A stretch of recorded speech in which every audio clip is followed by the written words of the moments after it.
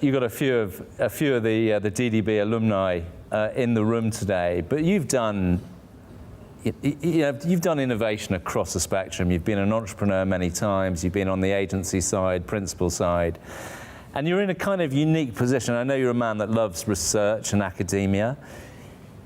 What's your starting out? What is your personal philosophy of innovation, Ram? So I have a very strong sense of belief on what can be invented and what only can be innovated. For example, we got people from the mobile phone industry, but if you look at mobility as a space, there was wireless. Everything on top of it is actually innovation. So if you look at it, the airways which we keep talking about, it started with 2G, edge, you went to 3G, 4G, 5G, but all of the fundamentals were invented, which was mobility. That was the core, right? And therefore I strongly believe that you don't come with inventions every second day.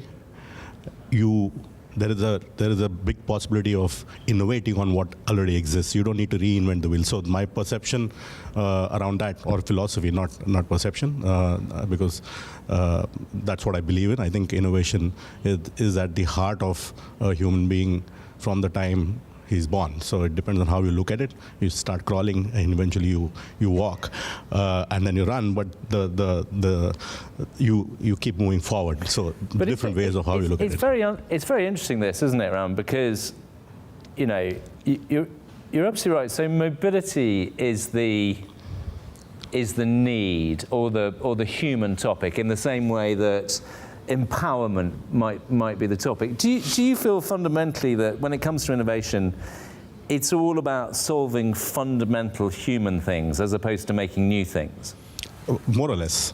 There will be needs where you'll have to invent. For example, the vaccine that got invented for all of us globally on COVID had to be invented, because there's nothing like that which existed to arrest that virus. But everything otherwise, like I said, is normally on fundamentals that exist, and you innovate on top of it. So you have cars, now you have EV, but again, it's the fundamental of the mobility aspect. Mobility, when I say mobility, not the mobile phone solution. I'm saying transportation existed for the last 100+ years, but the forms of it have changed. But how do you? I mean, we interview on WION, Ram, a lot of entrepreneurs, and we're always startled by how they've built big businesses just by observing something that is needed, right? It could be a shopping experience. We interviewed the founders of Laundry Mate the other day, who basically realized that laundry was a kind of pain in the A. But how do you personally keep yourself loose enough, or keep your clients loose enough, to see what problems are out there to solve and innovate against? That's a very tough question to answer, simply because you're solving for very different problems for very different clients in different categories, if you have to look work-wise. In terms of remaining fluid it's another important aspect for you to be successful when you're looking to solve for problems for clients, because they're looking up to you. And for that, you need to continuously be reading a lot, researching a lot, understanding a particular category, which at the heart makes you confident when you deal with clients who are looking for solving problems, and they're expecting you to do that. So you have to be curious in the first place. So it's very difficult. That's why a lot of people think that the agency side of it, the business is very it might be a little easier, but it is not, because you got 20 different brands that you're handling. Each of them are very different, and then you're solving for different problems for each. And there's pressure, right? I mean, yeah, massive pressure all the time. Yeah, I mean, it's interesting. There's points about COVID created the pressure for a vaccine, in the same way that being client-facing, you can't just sit on your backside, you cannot, right? Is pressure a big part of innovation? No, I think that innovation comes out of a need which exists, but somebody has not actually cared at looking at it deeply, right? I mean, look at all the innovations that have happened at scale in India, whether it's through the QR code which Paytm came up with, or the COVID innovation I mean, when I say COVID, I'm saying the solve for the problem. No, but I'm saying, I'm not talking about the disease per se, but no, I'm saying the solution for it, was digitized across India. I mean, if you look at it, there were no medical records. So I'm not talking about the vaccine here. I'm talking about the records that were digitized. I mean, we never had this kind of solution in India before. So well, it's what you're saying. It's kind of adjacent innovation, right? It's innovation that sits on top of another form of innovation. Tell us about the whole geo thing, right? Because you talk about a scale. I mean, that's an awesome example of something that kind of, well, it didn't come from nowhere, but it came very quickly, very fast, and very widely.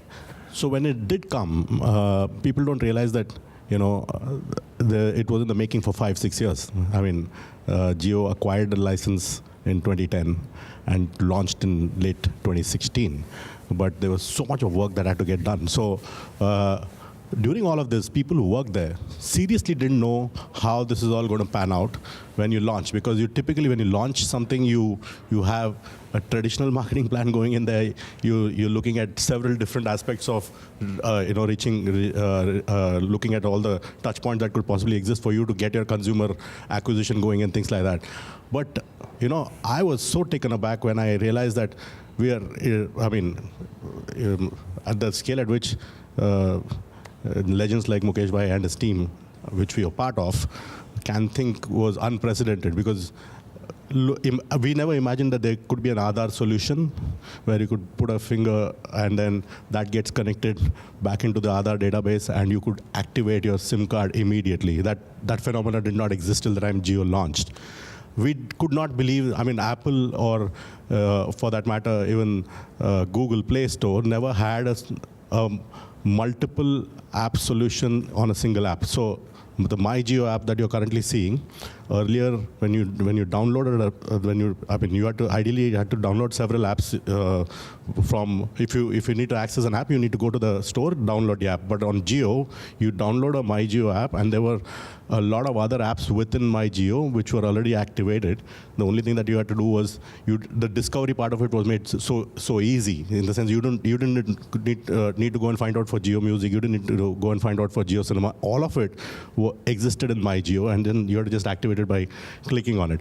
And that was another innovation. There were like 15 different apps within MyJio which never was, we had not thought about something like that could happen. We thought that we had to discover each of these apps when you properly load it up on the App Store. But it's interesting listening to you, because you're kind of positing an idea, Ram, of, the enabling thing is the really thinking big. The Mr. Ambani thing. Oh, it's the same thing, isn't it? The sort of, John Kennedy sponsors the moon launch, not because it's easy, but because it's hard, right? Is there something about these characters that can allow people to think big? They don't look for solving for problems. I don't think the Kennedy example is the right example if you have to compare these two, because they hold significance during that period. I mean, if you look at Mukesh Ambani, the impact that he creates for 130 crore Indians is actually far more powerful than a Kennedy launch. I mean, if you have to compare it, I mean, what did they achieve by going to the moon? Just tell the world that we were the first to go to the moon? I mean, I don't know what impact it did. I mean, it took 50 years for India to send a Chandrayaan after that. I mean, the significance of landing on the moon vis-a-vis what a Jio is way too different, because Jio's launch impacted not just 130 crore Indians or their experiences on 4G, but also created a whole host of startups which otherwise would not have existed, whether in all the technology that we're seeing as solutions. I mean, we're not a political show, but this is a very fair point in the sense that, innovation is only as good as the benefits it provides. Yeah, it has to impact human lives. So these are the perils of trying to compare John Kennedy with Mukesh Ambani. I think it doesnn happen very often. Let's wrap it up here, but I want to wrap it up, Ram, with something kind of looking to our viewers. What's your advice to up-and-coming marketeers about how they become more innovative? Some people might think that this might be a very lame answer, but I honestly believe that it starts with the gut instinct. to begin with. It comes not from your brain or heart, it actually comes from your gut. You know that you need to do this so that you're going to solve for a whole host of issues that you're probably addressing. And then how you refine it becomes part of that solution that you're looking for as answer.